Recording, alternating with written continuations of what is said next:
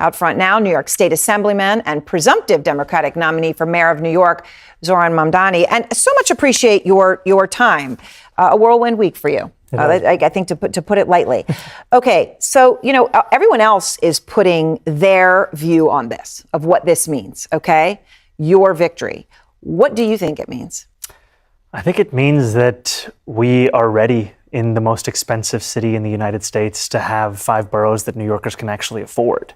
And this entire race was about the question of affordability. And ultimately, I have run a campaign that speaks about the tools that city government actually has to deliver that affordability in the wealthiest city in the wealthiest country in the world. And it's time that we have a mayoral administration that follows through and actually delivers that. All right, so I want to talk about some of that, but first the breaking news. Isaac DeVere is reporting that Andrew Cuomo is not dropping out of the general election race, right? And it's kind of a willery-woney, but the deadline's tomorrow. Is this a surprise to you? Ultimately, Andrew's decision or my decision matters less than the decision that voters already took on Tuesday night, where we won from Bay Ridge to Dyker Heights to Harlem to Washington Heights. We saw a mandate delivered for a new generation of leadership. And I am so proud and excited to continue to build on that mandate with an ever-expanding coalition, one that has now included the endorsements of Congressman Jerry Nadler, of State Senator Brad Hoylman-Siegel, and Manhattan Borough President, soon-to-be Controller, Mark Levine. And ultimately, that is a coalition that will continue to expand through November. Right, so you're saying no matter what, I mean, if Andrew Cuomo's in, it's not like a redo where you're worried? No, not at all. I mean, we did it once, and it turned out pretty well. All right, so now can we talk about the policy? The policy is what stood out to a lot of people. But right, I said the freezing rents on half of the apartments, free bus service, the free childcare, and the city-run grocery stores. How do you pay for that? Let's go through it. So for the first thing, freezing the rent, that's not something that requires any fiscal output from the city. It's something that's determined by the Rent Guidelines Board, composed of 9 members. The mayor picks each of those members. They determine each year whether rents rise or whether they stay the same. The previous mayoral administration froze the rent 3 times. So this has clear historical precedent. When it comes to city-run grocery... Even Adams. You're saying Adams. No, this is prior to Adams. Okay. He's the current one who has raised it 9% on those same New Yorkers, pushing them out of their homes. City-run grocery stores, I've proposed a pilot program of 1 store in each borough. These are 5 stores in total. The total cost of this is $60 million. This is less than half the cost of what the city is already set to spend on a subsidy program for corporate supermarkets that has no guarantee of cheaper prices or collective bargaining agreements or even accepting SNAP or WIC. So you're not looking at some like Soviet Union grocery stores on every corner that are going to be run by the government? No, what I'm looking at is how to solve the very clear twin crises of affordability when you go to the grocery store and food deserts, which disproportionately impact Black and brown New Yorkers across the 5 boroughs, where I've heard directly from New Yorkers who say, why is it that I can find 6 fast food restaurants in a 5-block radius, but I can't find a place to buy groceries? But five boroughs, 5 grocery stores, but that can't be the goal. Well, I mean, the idea is the goal you want them on every? No, but in New York, things do go. There's a nail salon on every corner. There's a grocery store on almost every other corner. I think ultimately I'm guided by outcomes. If this pilot succeeds in guaranteeing cheaper groceries, as I think it will be, then yes, it should scale up. If it doesn't succeed, then no, it shouldn't, because what New Yorkers want are results. And then it comes to making buses free and universal childcare. Right. These are things that cost around $700 million and let's say about $5 or $6 billion. Significant amounts of money. Huge amounts of money. But have to be understood in the context of a $113 billion municipal budget, a $252 billion state budget, and we put forward a plan to pay for these and more to start Trump-proofing our city through 2 major revenue streams. Increasing the top corporate tax rate of New York to match that of New Jersey, that raises $5 billion, and increasing income taxes on the top 1% of New Yorkers who make $1 million or more a year by 2%. Both of these things, after they come to fruition, you're still paying less than you did before Trump. Okay, on the city tax, though, and I know that takes effect with people right now, that top rate of people of 50,000 or more. So if you're going to be adding 2% to people at $1 million, that I just did the math, right? Well, but that's going to be an increase of 51% of what they pay now. I'm not saying cry for them. I'm saying if they leave, you're not going to get that money. And when you increase someone's taxes by 51%, aren't a lot of people going to leave? We're saying we're increasing it by 2% of what it is right now. And ultimately, I'm guided by the facts. The Fiscal Policy Institute did an analysis of the top 1% of New Yorkers and found that they leave the city at 1/4 the rate of other income categories. And when they do leave, they leave to what are called high tax states, New Jersey, California. So what it then comes down to is, why are they leaving? Is it fiscal policy or is it actually quality of life? And I've heard that time and again from wealthier New Yorkers, from all New Yorkers. So it's talk. They're going to go to Florida and all you think is talk. In 2021, when I came to the state assembly, we had the same fight to fund public schools, to raise taxes on billionaires and corporations. We were told millionaires would flee. Yep. And we now have more millionaires. Okay, so the New York Times is saying that Mayor Adams is trying to gather business leaders to support him, to say this is going to be bad. And Bill Ackman, billionaire hedge fund manager, of course you know of him, New Yorker, he said he agrees with you that the city's broken. Okay, but he has a real problem with your economic policies. He said the ability for New York City to offer services for the poor and needy, let alone the average New Yorker, is entirely dependent on New York City being a business-friendly environment and a place where wealthy residents are willing to spend 183 days, the amount you need to be taxed, and assume the associated tax burden. Unfortunately, both have already started making arrangements for the exits. So you just think that that isn't going to add up. And by the way, that corporate tax rate that you're talking about, that's a big increase. That's matching 7.25% going to 11.5%. And the point of it is that if it works for our regional neighbor, why can't it work for us? And with Bill Ackman, this is someone who put $500,000 into Andrew Cuomo's super PAC, someone to whom clearly money is not an issue. And ultimately, even for him, life would get better. Because what I'm looking to use this money for is to make the quality of life across the city better. Okay, so when people say democratic socialist, right? And I'm curious what you think this means. I mean, do you like capitalism?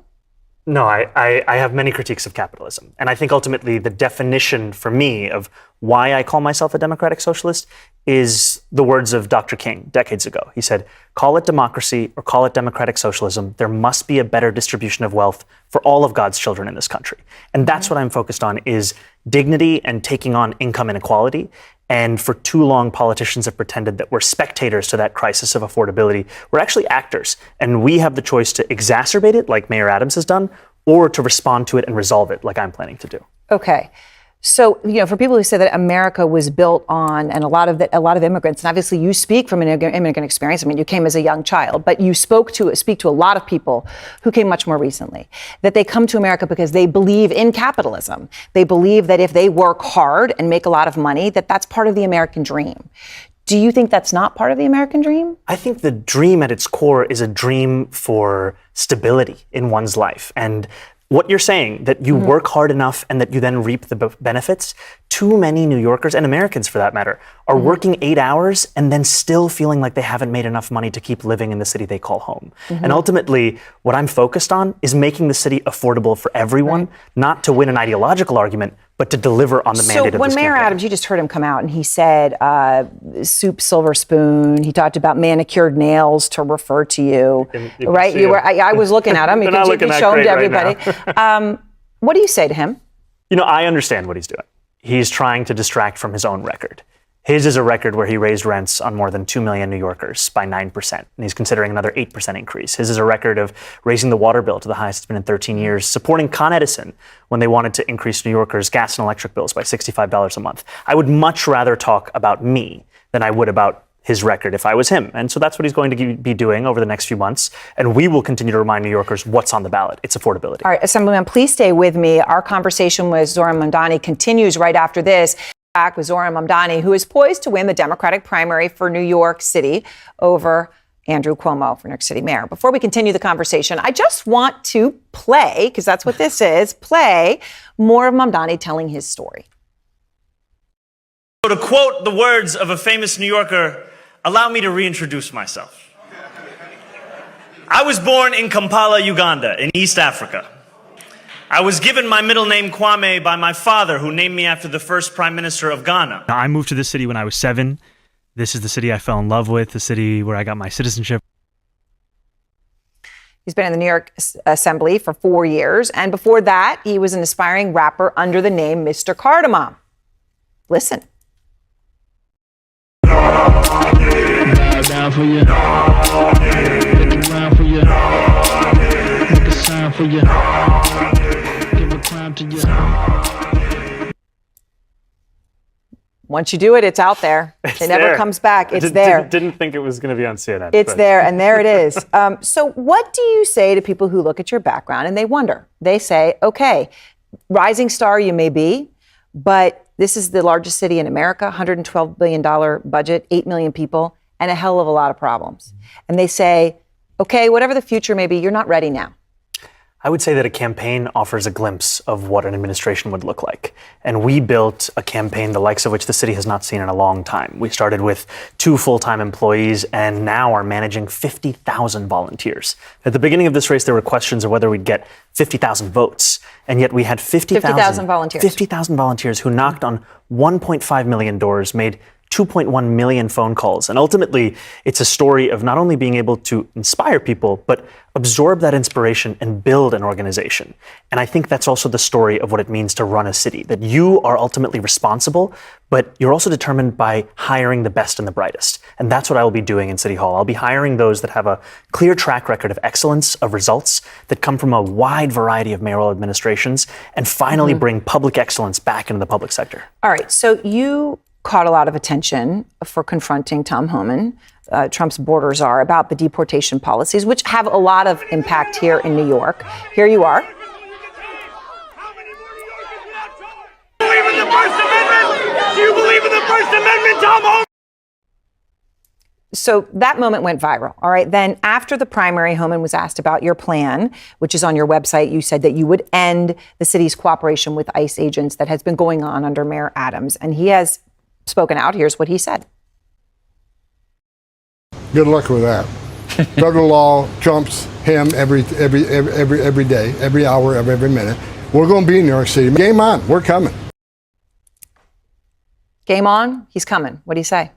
That I'm going to be here to stand up and fight back. And unlike the current mayor, I'm not going to be working alongside the Trump administration to build the single largest deportation force in American history. I'm going to actually represent each and every New Yorker. And that includes immigrant New Yorkers. And that means standing up for the laws of this city, like our sanctuary city policies, which have kept New Yorkers safe for decades and were defended by Republicans and Democrats alike for years until we got this mayor who fearmongered about them so extensively. Does that involve the NYPD?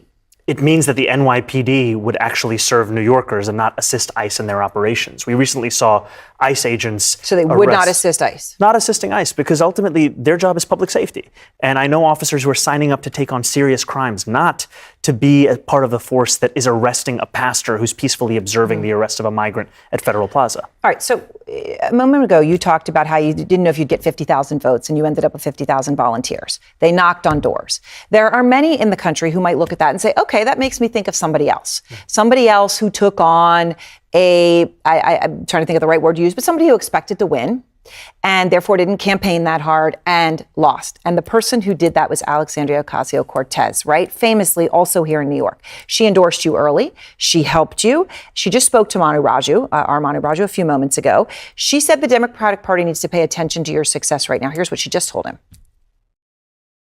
We have a choice to listen to that message that people are sending us or not. This isn't just about Mr. Mandani as an individual. This is about the message that the people of New York City are trying to send to our party. So there's now talk, that your victory puts her in a whole new light. Right? It puts her and Bernie Sanders, not that they were seen as fringe, but they were seen as a wing of the party. And that instead of being a wing, that becomes more of the center, and that you are part of that. Do you see it that way? And do you see those who say, look, your victory propels her to a presidential run in 2028? She's been an inspiration, and it's been an honor to be represented by her as an assembly member in Astoria for many years. And I think about a senior who works at a childcare center that I met in Sunnyside, Queens, who told me that I'm not a progressive, but I realized when I looked at Alexandria Ocasio-Cortez and Bernie Sanders, they were the only ones who were willing to fight for me. Yeah. And that's what so many New Yorkers and Americans understand, is that these are the two individuals who have been willing to take on this oligarchy and actually stand up for dignity for Americans. Before you go, one last thing. Bill Ackman, I just mentioned him as right, he's the billionaire hedge fund manager, but he's not alone. There are a lot like him, whether it's Ken Griffin or CEOs of big banks. Would you meet with them? I'll meet with anyone.